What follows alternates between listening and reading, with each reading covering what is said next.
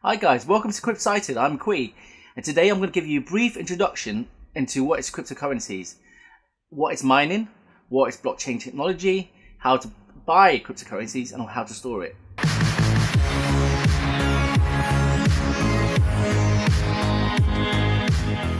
So what are cryptocurrencies?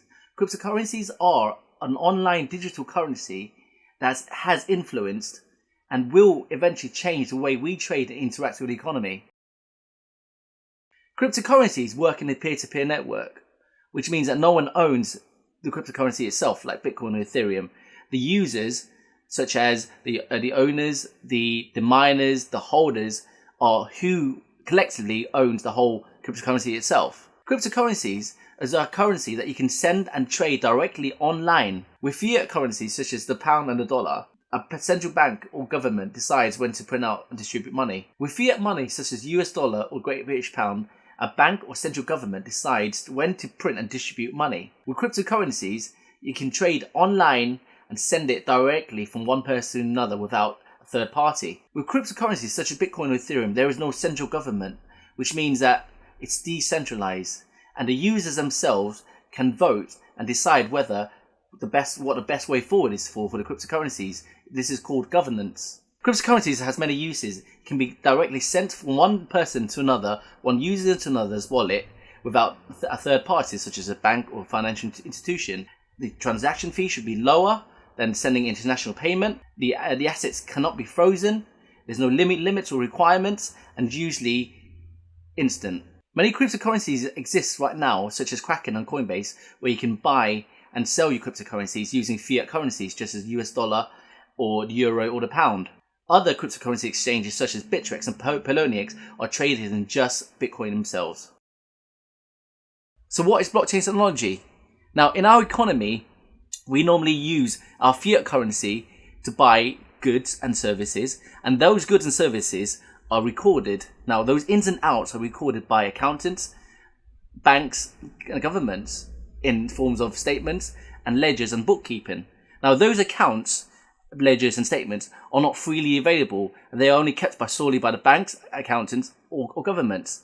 And therefore, we need banks, government, and accountants to approve, verify, and confirm these transactions.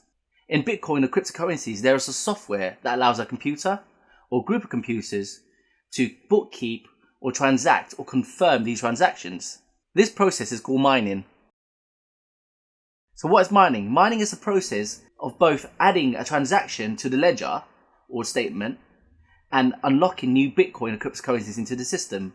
Cryptocurrency mining is essential to the security of the blockchain network because the fact that it verifies and confirms one transaction to another, what the ins and outs of each other. It records it, the date and the time of when one person sends a fund to the other person and when the other person receives it. That process is verified and confirmed.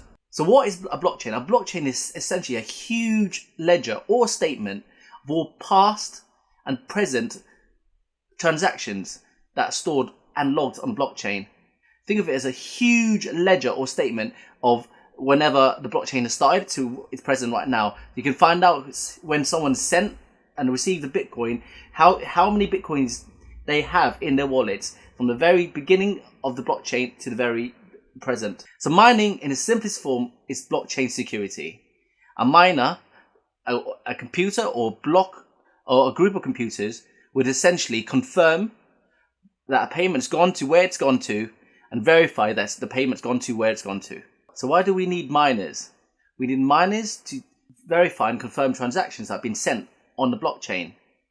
If you think about it, in a normal economy, in a bank, say, a bank would have servers all around the world to verify and transact these transactions from one bank account to another to make sure it's gone to where it's going.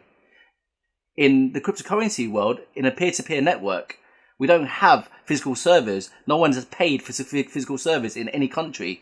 So therefore, we need the users themselves to mine or verify the transactions for us in order for the whole system to work. And now we're going to show you how to buy cryptocurrencies using Coinbase.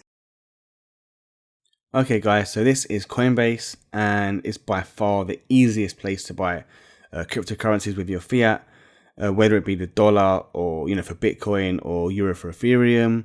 Today I'm going to be buying some Bitcoin with a British pound. Who remembers when that was strong? Yeah, thanks Brexit. Alright, so I'm going to be buying £350 worth of Bitcoin. By the way, this wasn't actually filmed today, so the rate is different. As you can see, we have the fiat to BTC conversion rates here. On the side, we have the Coinbase fee, which, let's be honest, is pretty hefty. Coinbase really needs some competition to drive those fees down. Anyway, make sure everything is good and press the buy button. Again, check details and confirm the buy. Okay, so here it shows bank details, and I'm not going to be showing that. But as you can see, when you go back to your accounts / wallet, you should have the funds immediately. If I'm not mistaken, Coinbase actually insures your funds. It definitely says that for the US customers. I'm not sure what the deal is for the rest of us. Thanks for that. It actually took a couple of times for me to do this because it was a crazy busy day. It was actually the crash before Christmas, and I like to buy when things are in the red, but that's another video entirely. Pro tip, don't transfer your money to an exchange or your wallet using Coinbase. Again, they charge an obscene fee. Here we have GDAX, which is basically Coinbase's sister site. This is where people actually do their trading, and it's a pretty good site actually.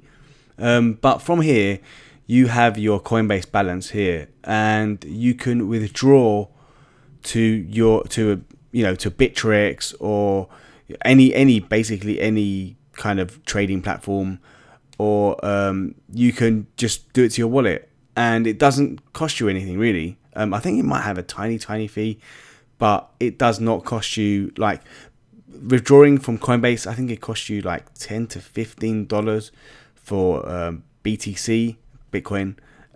Here it didn't cost me anything, so definitely do that. You got your ETH, your BTC address here, and I personally would definitely use a 2-factor authentication code just to keep things safe. Yeah, so that's about it, guys. And that's it, guys, for your introduction to cryptocurrencies. So stay tuned, guys. If you like the video, please subscribe, leave a comment, give us a like. But stay tuned for more videos, podcasts, vlogs, and we've even got a video next on the unboxing of the Nano Ledger S.